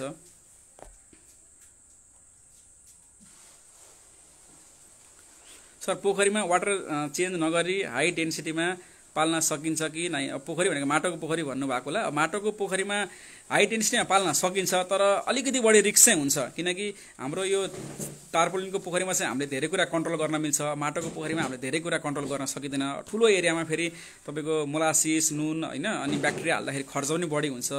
गर्न चाहिँ सकिन्छ है। मैले पनि हाम्रो यसको पानी चाहिँ कहिलेकाहीँ फाल्न पऱ्यो भने पछाडि माटोको पोखरीमा हामीले पालिराखेको छौँ। त्यसमा नि बायोफ्लकको ब्याक्टेरिया युज गरेका छौँ। प्रोडक्सनै राम्रो भएको छ होइन। तर ठुलो एरियामा गर्दाखेरि कस्ट अलिक बढी पर्छ भन्ने हो होइन। तर गर्न चाहिँ सकिन्छ है। त्यो पनि इन्डियातिर त्यो प्र्याक्टिस छ। तपाईँको माटोको पोखरीमा पनि पानीको प्यारामिटरलाई एकदम राम्रो बनाउनको लागि चाहिँ बायोफ्लकमा युज हुने किसिमको ब्याक्टेरिया हुन्छ, तर अलिकति ब्याक्टेरियाको कोलोनी फरक हुन्छ। हामीले बायोफ्लक चाहिँ हेटरोट्रफ ग्रुपको ब्याक्टेरिया युज गर्छौँ भने पोखरीमा प्रायः चाहिँ अटोट्रफ ग्रुपको ब्याक्टेरिया हुन्छ। त्यसमा चाहिँ नाइट्रिफिकेसन प्रोसेसबाट चाहिँ एमोनिया हटाउने काम हुन्छ। त्यस्तो किसिमको ब्याक्टेरिया चाहिँ युज हुन्छ। त्यो अलिक सस्तो नै हुन्छ त्यो ब्याक्टेरिया चाहिँ। टिनको सेडले लाउँदा ठिक हुन्छ कि जाली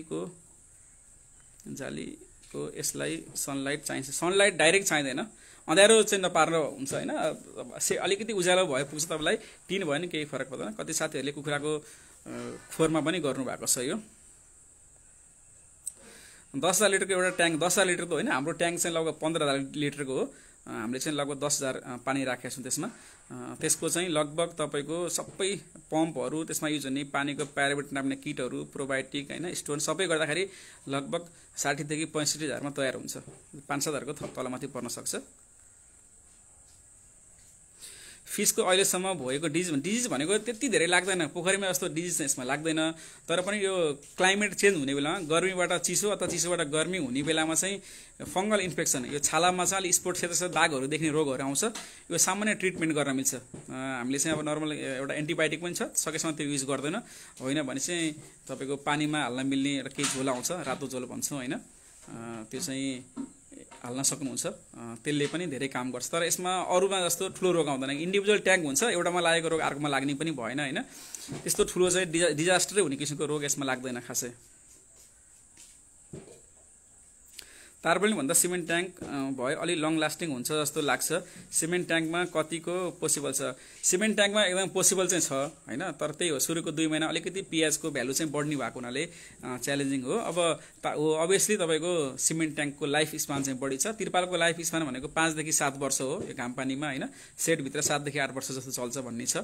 हामीले 16 महिना भयो युज गरेको, अहिलेसम्म कुनै पनि समस्या चाहिँ आएको छैन। तर एक्ज्याक्टली चाहिँ अब कति समय चल्छ भने त प्र्याक्टिस गर्दै गएपछि थाहा हुने कुरा हो। क्याल्सियम कार्बोनेट मतलब चुना हो। यो क्याल्सियम कार्बोनेट भनेको प्योर चुना हो। तपाईको फर्म कहाँ छ? तपाईलाई कहाँ भेट्न सकिन्छ? हाम्रो फर्म चितवनको भरतपुरमा छ। यो वडा नम्बर 12 भन्छ, यसलाई नौरङ्गे पनि भन्छ। यो धनगढा मन्दिर भन्ने छ, एकदम फेमस ठाउँ हैन। तपाईको त्यहाँबाट नजिकै छ। यो चाहिँ तपाईँ आउन चाहनुहुन्छ भने मेरो फोन नम्बर हाम्रो च्याट बक्समा पनि छ, अथवा फेरि चाहियो भने 9851138001 मा फोन गर्नुहोस्। टाइम लिएर फार्म भिजिट गर्न सक्नुहुन्छ। सर फार्मको लोकेसन कहाँ हो? मैले भर्खर भने चितवन भरतपुरमा। सामानहरू बुटोलमा पाइन्छ। सामान अब भएको अवस्थामा जहाँसुकै पाइन्छ। हाम्रो साथीले हरेक ठाउँमा डेलिभर गरिदिनुहुन्छ। पूर्व मोरङमा बायोफ्लकको ओभरअल इक्विपमेन्ट कहाँ अब पूर्व मोरङमै कहाँ पाइन्छ भने थाहा भएन। तपाईँलाई चाहियो भने सम्पर्क गर्नुहोस्, म साथीहरूसँग म कन्ट्याक्ट गराइदिन्छु। उहाँहरूले तपाईँको लोकेसनमा डेलिभर गरिदिनुहुन्छ। यसको फिडिङ कस्ट कम हुन्छ हो। एक्ज्याक्टली यसमा 30% चाहिँ पोखरीको भन्दा फिडिङ रेसियो कम हुन्छ, किनकि जुन फ्लक छ त्यो फ्लक पनि धेरै किसिमको माछाहरूले खान मिल्ने किसिमको हुन्छ। प्रोटिन सेलमा कन्भर्ट हुने भएको हुनाले चाहिँ त्यो फ्लक पनि खान्छ। त्यसै भएर यसमा नर्मली फिडिङ रेसियो चाहिँ 30% कम हुन्छ। साँच्चै नै यो व्यवसायबाट इन्कम लिन सकिन्छ नेपालमा? यस्तो हो, अब सकिन्छ भनेर मलाई ठ्याक्कै अब स्टामै हान्न दिन त म सक्दिनँ होइन। तपाईँ टेक्निकल नलेज राम्रो भयो, तपाईको स्मार्ट डिसिजन लिनुभयो भने यो प्रविधिबाट मजाले अगाडि बढ्न सकिन्छ। हामी विगत 16 महिनादेखि गरिरहेका छौँ। पहिलो वर्ष हामीले पनि च्यालेन्जिङहरू धेरै फेस गऱ्यौँ, धेरै किसिमको माछाहरू ट्राई गऱ्यौँ कुन राम्रो हुन्छ भनेर। अहिले आएर चाहिँ एक्ज्याक्टली यो किसिमको माछाहरू गऱ्यो भने चाहिँ राम्रो बेनिफिट लिन सकिन्छ भन्ने चाहिँ भएको छ। हामी फर्दर अगाडि बढ्दैछौँ, गर्न सक्नुहुन्छ, मजाले फाइदा लिन सकिन्छ। अब संसारभरि अब हुने ठाउँमा फाइदा लिइरहेका छैन, हामी नसक्ने भन्ने कुरै भएन। टेक्निकल नलेज चाहिँ चाहियो। सामग्रीहरू कहाँ उपलब्ध हुन्छ बुटोलमा? धेरैले सामानकै बारेमा सोध्नुभएको छ। अब बुटोलमा त ठ्याक्कै पाइन्छ भने मलाई थाहा भएन।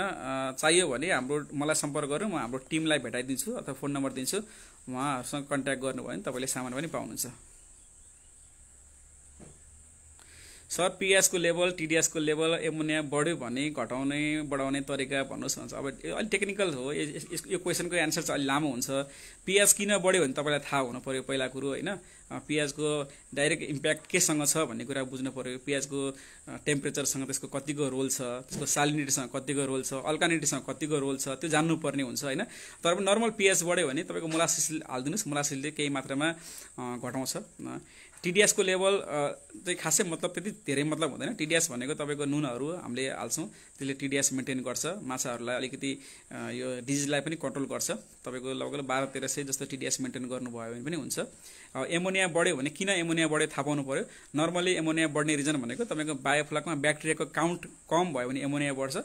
त्यस्तो अवस्थामा चाहिँ हामीले एमोनियालाई घटाउनको लागि चाहिँ मोलासिस, CN रेसियो भन्छ, कार्बन र नाइट्रोजनको रेसियो क्यालकुलेसन गरेर हामीले मोलासिस हाल्छौँ। मोलासिसले एमोनिया घटाउँछ। काठमाडौँमा कतिको सफल होला अब ट्रायल चाहिँ गर्नुहोस्, ट्रायल गरिसकेपछि आफैले भन्नुहोस् है, हामीलाई पनि ठ्याक्कै थाहा हुँदैन त्यहाँको टेम्परेचर कतिको छ भन्ने कुराहरू, तर एक सिजन चाहिँ राम्रोसँग गर्न सकिन्छ कि भन्ने छ। केही साथीहरूले काठमाडौँमा नै प्र्याक्टिस गर्नुभएको छ, गरिसकेर कमर्सियल रूपमा गर्न चाहिँ अर्को ठाउँमा जानुभएको छ, अझ राम्रो ठाउँ टेम्परेचर भएको ठाउँमा। अब ब्याक्टेरिया र यसको सामानहरू, तपाईँलाई सामान, ब्याक्टेरिया, यसको काउन्सिलिङ, टेक्निकल नलेज चाहियो भने हाम्रो फार्ममा आउनुहोस्, म सकेसम्म तपाईँलाई जानकारी दिनेछु। परालको छाना हाल्न मिल्छ, एकदम मजाले मिल्छ। माटोको पोखरीमा पनि प्रति कट्ठा कति पंगासको भुरा, पंगास भनेको आफैमा हाई डेन्सिटीमा गर्न मिल्ने जातको हो। तपाईँको पानीको स्रोतहरू राम्रो छ भने तपाईँले माटोको पोखरीमा पनि एकदमै हाई डेन्सिटीमा पाल्न सक्नुहुन्छ। एक कट्ठामा लगभग तपाईँले 2500-3000 पिस हाल्न सक्नुहुन्छ, जहाँसम्म मलाई लाग्छ होइन। सर सब कुरा ठिक छ, तर मार्केट एनालाइसिस गर्दा माछा बेच्न अलि समस्या हुन्छ कि जस्तो लाग्यो। यसो तपाईँको मार्केटको लोकेसन के हो त्यो मलाई थाहा भएन। अब हाम्रो चितवनको केसमा चाहिँ कुनै समस्या छैन, किनकि हामी बजारबाट एकदम नजिक छौँ, 2 किलोमिटरको डिस्टेन्समा छौँ। हाम्रो चाहिँ मार्केटको एउटा म तपाईँलाई अलिकति जानकारी पनि दिइहालेँ। मेसेजिङ सिस्टम हामीले बनाएको छौँ, हामी टिममा छौँ, प्रत्येकको आफ्नो टोलमा हाम्रो जानकारी दिने सिस्टम बनाएको छ। मेसेज गर्छौँ, शनिबार र आइतबार हामीले हार्भेस्ट गरेर यहाँबाट किसानहरूलाई त्यहाँको हाम्रो लोकल मान्छेहरूलाई हामीले सप्लाई गर्छौँ। एउटा कुरो अर्को भनेको होटलहरूमा हामीले सप्लाई गर्छौँ। व्यापारलाई त अझ हामीले बेचेकै छैन, व्यापारलाई बेच्न पनि आवश्यकै परेको छैन, किनकि हामीसँग त्यो लेभलको एकदमै ठुलो प्रोडक्सन पनि भएको अवस्था होइन। त्यसै भएर अहिले सुरुको अवस्थामा भने अब मार्केट के छ भन्ने कुरा त्यो चाहिँ मैले भन्ने च्यालेन्जिङ छ, पक्कै पनि हुनसक्छ नि, किनकि अब तपाईँको उत्पादन धेरै भयो, अब खाने मान्छे नै पुगेन भने तपाईँको रेट पनि कम हुन्छ। तर पनि कुखुराको तुलनामा रिस्क पनि कम छ। माछाको चाहिँ मार्केट त भ्याकुमै देख्छु मैले, त खाली नै देख्छु, किनकि इन्डियाबाट लगभग 5 देखि 6 अरबको माछा इम्पोर्ट हुँदो रहेछ, फर्मालिन हालेको माछाहरू होइन। आजकल अब सकेसम्म त्यसरी मरेको माछा नखाने भन्ने चलन भएको हुनाले जिउँदो माछा तपाईँले सप्लाई गर्न सक्नु भने मार्केट छ। पछि त हामीले एउटा आउटलेट पनि खोल्ने विचार गरेका छौँ। तपाईँले पनि अब आउटलेट खोल्न पर्ने हुन्छ कि एउटा भ्यानमा राखेर घर घरमा पुर्याउनु पर्ने हुन्छ कि त्यो कुराहरू त अब नयाँ कुराहरू चाहिँ रिसर्च गर्दै तपाईँले अगाडि बढ्नुपर्छ होइन।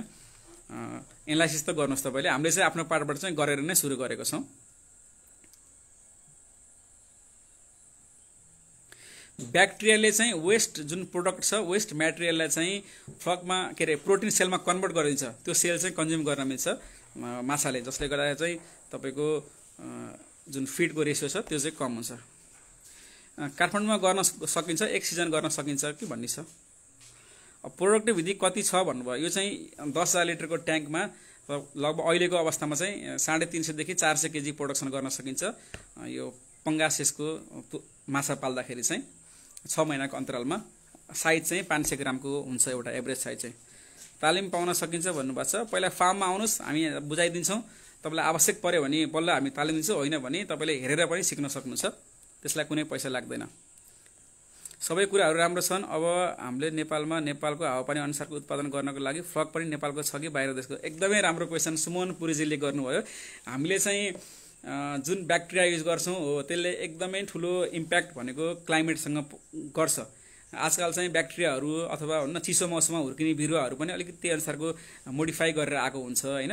हामीले पनि चाहिँ यो चाहिँ एउटा बायोलोजिकल केही साथीहरूलाई, यो ब्याक्टेरिया सम्बन्धी काम गर्ने साथीहरूलाई चाहिँ हामीले चाहिँ यो फ्लकलाई अथवा जुन ब्याक्टेरिया छ यो ब्याक्टेरियालाई पनि अल्टिमेट अलिक चिसोमा पनि ग्रो गर्न सकिन्छ कि भनेर काउन्सिलिङ गरिरहेको छौँ। र हामीले अहिले युज गरिरहेको जुन ब्याक्टेरिया छ इन्डोनेसियाबाट इम्पोर्ट गरेको वाला हो धेरै जसो चाहिँ। त्यो चाहिँ पहिला जे थियो हामीले त्यही नै ल्यायौँ त्यहीँको। अब चाहिँ हाम्रो नेक्स्ट ऊ चाहिँ उनीहरूसँग के कुरा गरेर भन्दाखेरि हाम्रो यहाँको टेम्परेचर एकदम भेरिएसन छ, चिसोमा पनि चाहिँ ब्याक्टेरिया ग्रोथ हुन मिल्ने किसिमको चाहिँ फ्लक चाहियो भनेर हामीले चाहिँ कुरा गरिरहेको छौँ। होपफुल्ली केही समयमा त्यो आयो भने चाहिँ अझ हामीले जाडोमा पनि बढी गर्न सकिन्छ। सुमन गिरीलाई त एकदम धेरै धन्यवाद, एकदम टेक्निकल कुरा उठाउनु भयो होइन। अहिलेसम्म चाहिँ बाहिर देशबाट आएको फ्लक युज गरिरहेको छौँ होइन, ब्याक्टेरिया युज गरिरहेको छौँ। नेपालमा चाहिँ त्यति बनेको थाहा पाइएको छैन। दमोल स्थित छाप्दीमा कस्तो हुन्छ? अब छाप्दीमा कस्तो छ टेम्परेचर? तपाईँको टेम्परेचर राम्रो छ, गर्मी जस्तो ठाउँ हो भने गर्न सक्नुहुन्छ। सिल्भर माछा अलिक गाह्रो छ। यसमा चाहिँ अब यो कत्लावाला माछा मध्येमा चाहिँ कमन कार्प तपाईँले पाल्न सक्नुहुन्छ। कमन कार्पसँग रहु अथवा नैनी चाहिँ हाल्न सकिन्छ केही मात्रामा होइन। तर सिल्भर, यो ग्रास कार्प, बिग हेड चाहिँ अलिकति भ्याकुर चाहिँ अलिक गाह्रो छ, त्यति राम्रो चाहिँ भएको पाइएन हाम्रो केसमा चाहिँ। जनकपुर मात्रै हुन्छ हजुर। पंगास र कार्प जातको माछा एकै ठाउँमा सकेछौँ होइन, पंगास र कार्प एकै ठाउँमा हाल्न मिल्दैन। तपाईँको कार्प जातिको माछाहरू मध्येमा कमन कार्प तपाईँको नैनीसँग मिक्स गर्न सक्नुहुन्छ। रहउसँग मिक्स गर्न सकिला त्यति चाहिँ मिल्छ, तर पङ्गास चाहिँ मिल्दैन, किनकि पङ्गास अलिकति डिफ्रेन्ट नेचरको माछा भएको हुनाले पङ्गासलाई छुट्टै पाल्न सक्नुहुन्छ। सर पङ्गास र त्यो बाम्दाको भुरा इन्डियाबाट ल्याउने हो कि यहाँ चाहिँ यो पङ्गासको भुराहरू अहिलेसम्म केसमा धेरै जसो इन्डियाबाटै आएको छ। अहिलेतिर चाहिँ पूर्वतिर पनि केही ह्याचरीहरूले चाहिँ भुरा उत्पादन गर्नुभएको छ। अबको वर्षमा सायद नेपालबाट पाइएला। अहिले हामीले पालिरहेको पङ्गास चाहिँ इन्डियाबाट चाहिँ आएको, हामीले चाहिँ यहाँ ह्याचरीसँग लिन्छौँ, उनीहरूले चाहिँ इन्डियाबाट ल्याउँछ। लगभग धेरै क्वेसनहरू चाहिँ मैले यहाँको जति पनि छ त्यो चाहिँ मैले एन्सर दिएँ जस्तो लाग्छ होइन। भ्यानमा कति केजी लोडिङ गर्न मिल्छ? भ्यानमा त लगभग तपाईँको मिल्छ 200 केजी त लोडिङ गर्न सक्नुहुन्छ भ्यानमा चाहिँ। हामीले भ्यानमै राखेर चाहिँ लानु परेको छ अहिलेसम्म चाहिँ, त्यो चाहिँ प्लान हो हाम्रो चाहिँ होइन। तर 200 केजीसम्म जिउँदो माछा चाहिँ तपाईँको पछाडिपट्टि चाहिँ तिरपाल राखेर चाहिँ अलिकति डिजाइन गर्नुपर्छ, सक्नुहुन्छ। त्यसरी चाहिँ तपाईँको आफ्नो घर अगाडि नै माछा पुर्याउन सक्नुभयो भने चाहिँ मार्केटै खोज्नुपर्छ जस्तो चाहिँ मलाई लाग्दैन। त्यसरी अलिकति तपाईँको बढी पनि भ्यालु तपाईँले लिन सक्नुहुन्छ घरै अगाडि माछा पुर्याउन सक्नुभयो भने चाहिँ। लगभग अब धेरै कुराहरू मैले क्लियर गर्ने कोसिस गरेँ। अब अन्तिम 5 मिनट जति म फेरि लाइभमा बस्छु। यसमा चाहिँ तपाईँहरूको कुनै किसिमको क्वेसनहरू छ भने च्याटमा लेख्नु होला, म चाहिँ एन्सर गर्छु। त्यसपछि म अनि लाइभ सेसन बन्द हुन्छ। यो भिडियो चाहिँ म युट्युबमा पनि राख्ने कोसिस गर्छु। अरू अब धेरै क्वेसनहरूको बारेमा अझ डिटेलमै बुझ्न मन लाग्यो भने त हामी तपाईँहरू सबैलाई फार्ममा वेलकम गर्छौँ। पोखरामा कोही छ सम्पर्क गर्नलाई? ठ्याक्कै पोखरामा त होइन, हिलेगौडा कि समथिङ के भन्ने ठाउँमा चाहिँ गर्नुभएको छ के साथीहरूले। मलाई फोन गर्नु होला पछि है, 1 घन्टा पछि फोन गर्नु होला, म यसको बारेमा जानकारी दिन्छु। प्रोडक्ट विधि कतिसम्म लिन सकिन्छ? बायोफ्लक टेक्नोलोजी त 10,000 लिटरमा 1000 केजी प्रोडक्सन हुन्छ भन्छ। अहिले हामी त्यो अवस्थामा अलिक पुग्दैनौँ, किनकि टेम्परेचरको रोलहरू होइन, बायोफ्लकको रोलले गर्दाखेरि अलिक कम छ। अहिले चाहिँ हामीले 10,000 लिटरको ट्याङ्कमा 400 केजी चाहिँ प्रोडक्सन लिन सक्छौँ हामीले। अहिले तपाईँलाई देखाएको 1 नम्बर ट्याङ्कमा पनि चाहिँ हाम्रो लगभग पौने 400 केजी नै छ, लगभग 600 देखि 700 ग्रामको छ साइज। त्यसमा पौने 400 केजी प्रोडक्सन भइसकेको अवस्था हो।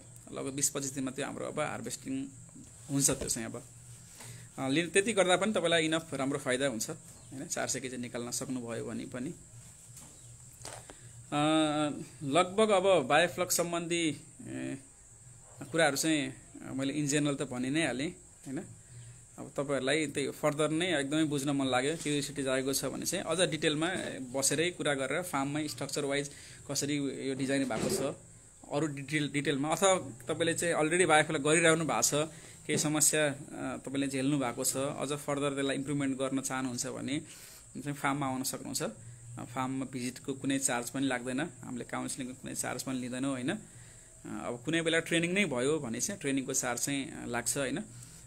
अब तालिम कहिलेदेखि सुरु हुन्छ लेख्नु। तालिमको त्यस्तो डेट फिक्स भएको छैन। केही साथीहरू अब इन्ट्रेस्टेड भएर भन्नुभयो, रिक्वेस्ट आइसकेपछि चाहिँ टिम जम्मा भयो भने दिने हो। यतिकै हामीले तालिमै भनेर एनाउन्समेन्ट चाहिँ गर्दैनौँ होइन। कुन माछा हो सर, कत्रो साइजको स्टक गर्दा यति प्रोडक्सन भएको? यो चाहिँ पङ्गासेस हो, इन्डियन पङ्गासेस भन्छ यसलाई। कति ठाउँमा जलकौर भनेर चिनिन्छ, जलकौर चाहिँ होइन, यो पङ्गास पैठा नै भन्छ। यसको स्टकिङ साइज चाहिँ बायोफ्लकमा 20 ग्राम भन्दा माथिको भयो भने चाहिँ राम्रो हो। 6 महिनामा एक्ज्याक्टली तपाईँको प्रोडक्सन हुन्छ। हामीले चाहिँ 1.6 ग्रामको हालेको भुरा हो, 6 महिनाभन्दा अलिक बढी समय लागेको छ हाम्रो। त्यसै भएर नेपालमा कतिवटा बायोफ्लक फार्म होला, प्रोडक्सन स्ट्याटस केही भए? नेपालमा यति ठाउँमा भनेर ठ्याक्कै त छैन, तर चितवनमा पनि 3-4 ठाउँमा छ, बुटोलमा छ, उता के अरे विराटनगरतिर पनि छ, झापातिर पनि छ। अब ठुलो स्केलमा त छैन, किनकि ठुलो स्केलमा गर्नको लागि टेक्निकल नलेज त्यही अनुसारको हुनु पर्यो होइन। अब भर्खर भएको हुनाले सानो सानो स्केलमा चाहिँ सुरु भइरहेको छ। अबको नयाँ लट अब फागुनपछि चाहिँ बिस्तारै अझ बढ्छ यो चाहिँ। अब सबैको तपाईँलाई मसँग भएको कन्ट्याक्ट नम्बरहरू चाहियो भने चाहिँ मलाई पछि सम्पर्क गर्नु होला, म त्यो पनि दिन्छु। भुराहरू हामीले अहिलेसम्म चाहिँ डाइरेक्ट सप्लाई गर्दैन, हामीले जहाँबाट ल्याउँछौँ त्यहाँको कन्ट्याक्ट नम्बर तपाईँलाई दिन सक्छौँ। ट्राउट हुन्छ होला चिसो ठाउँमा? ट्राउट चाहिँ हुँदैन, ट्राउट चाहिँ हामीले पालेको छैनौँ होइन। ट्राउटको नेचरै फरक छ, उसलाई चाहिँ फ्रेस वाटर नै चाहिन्छ होइन। अब यो प्रविधिमा पालेको छैन। रिसर्च गर्न चाहनुहुन्छ भने गर्न चाहिँ सक्नुहुन्छ चिसो ठाउँमा होइन, तर मलाई हुन्छ जस्तो चाहिँ लाग्दैन।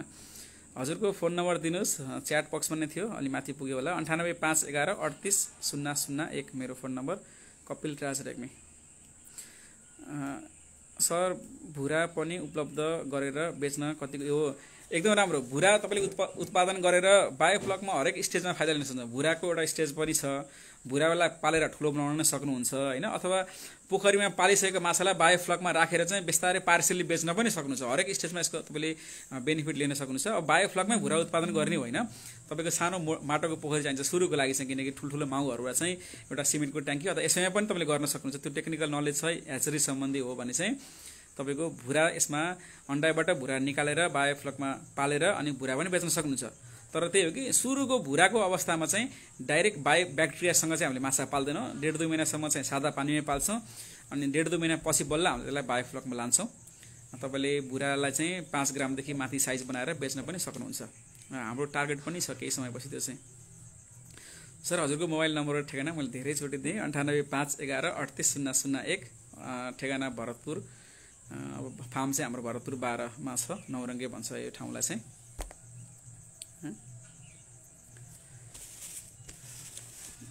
अरू अब मसँग खर्चको विवरण है, ब्याक्टेरिया, मौसम, लगभग अब सामान्य दिनुपर्ने इन्फर्मेसनहरू यति नै। अरू टेक्निकल कुराहरू त अब लामो सेसन नै हुन्छ। त्यो कसरी चाहिँ ठ्याक्कै एक्ज्याक्टली काम कसरी हुन्छ, कतिको मात्रामा अब यसमा माछा भनौँ न राख्ने, सेनिटाइज कसरी गर्ने, फ्लगहरू कसरी बनाउने, त्यो मोलासिसहरू कतिको मात्रामा हाल्ने, किन हाल्ने होइन, रोगहरूलाई कसरी नियन्त्रण गर्ने, त्यो कुरा चाहिँ टेक्निकल कुराहरू भयो। त्यो तपाईँले काम गर्दै गएपछि थाहा पाउनु पर्ने कुरा हो। अब इन जेनरल चाहिँ अब मैले जति पनि मैले सम्झेँ मैले त्यो चाहिँ हजुरलाई मैले भन्ने कोसिस गरेँ। फार्म भिजिट गर्न सक्नुहुन्छ सकेसम्म चाँडै नै, किनकि अबको 15-20 दिनपछि त हाम्रो सबै माछाहरू हार्भेस्ट गर्नुपर्छ होइन, किनकि व्यापारीहरूले पनि कन्ट्याक्टमा हुनुहुन्छ। त्यसै भएर त्यसपछि त फेरि अब नयाँ भुराको लागि तयारी गर्छौँ हामीले। आउन सक्नुहुन्छ, अबको हप्ता दिनसम्म आउन चाहनुहुन्छ भने तपाईँ चाहिँ फार्म भिजिट गर्न एकदमै सक्नुहुन्छ। डिटेलमा अझ बुझ्न मन लाग्यो भने हाम्रो युट्युब च्यानल छ, युट्युबको च्यानलबाट पनि Yuva agro farm and research centre अथवा biofloc fish farming in Nepal भनेर खोज्नुहोस्। हाम्रो भिडियोहरू छ, 40-45वटा भिडियो छ सायद त्यहाँ। त्यसमा चाहिँ यो फलामको स्ट्रक्चर बनाउनेदेखि लिएर बायोफ्लकको ब्याक्टेरिया कसरी तयार गर्नेदेखि लिएर समस्याहरूको बारेमा सबै जानकारी छ। त्यसको बेसमा पनि तपाईँले प्र्याक्टिस गरेर चाहिँ अगाडि बढ्न सक्नुहुन्छ। अब यो बायोफ्लकको टङ्की कहाँ कसरी उपलब्ध हुन्छ र कति पर्छ भन्नुभएको छ। अब यो ट्याङ्की अब मलाई सम्पर्क गर्नुहोस् अहिलेको लागि, म अर्को साथीको नम्बर दिन्छु होइन, अब उहाँहरूले त्यो ट्याङ्कीहरू सप्लाई गर्नुहुन्छ। अब कति पर्छ भन्दाखेरि रेट फरक भइराखेको हुन्छ। यो चाहिँ अब डलरको रेट अनुसार फरक हुन्छ। लगभग यो 22-23 हजार पर्न आउँछ एउटा तिरपालको चाहिँ। ट्याङ्की कम्प्लिट सेटअप हुँदाखेरि लगभग 60-65 हजारमा चाहिँ तयारी हुन्छ। तालिम लिने इच्छुक कति छन् जानकारी लिनु न सर भनेर सोध्नु भएको छ। भीमप्रसाद ढकाल मकवानपुरे लेख्नु भएको छ। अब तालिम लिन इच्छुक साथीहरू त्यस्तो कोही हुनुहुन्छ भने चाहिँ मलाई पछि सम्पर्क गर्दा हुन्छ, म एउटा सानो टिम बनाएर दिन सक्छु। अब एकदम इच्छुक तपाईँ इन्ट्रेस्टेड हुनुहुन्छ, डेडिकेट भएर लाग्न चाहनुहुन्छ भन्ने साथीले मात्रै हो। अरूले गरेको देखेको भरमा मात्रै अब म काम गर्छु भनेर चाहिँ हुँदैन। नयाँ प्रविधि हो, बेसिक साइन्सको कुराहरू छ। डेडिकेट भएर लाग्न सक्ने, टाइम दिन सक्ने, अलिक रिसर्च गर्न सक्ने कोही साथीहरू इन्ट्रेस्टेड हुनुभयो भने चाहिँ तालिम लिँदा हुन्छ। नभए इन जेनरल सबैले तालिम लिएर मात्रै चाहिँ हुँदैन है, त्यो कुरा बुझ्न जरुरी छ। नम्बर त्यहाँ मिस्टेक गर्नुभयो, 9851130001 चाहिँ हो मेरो है।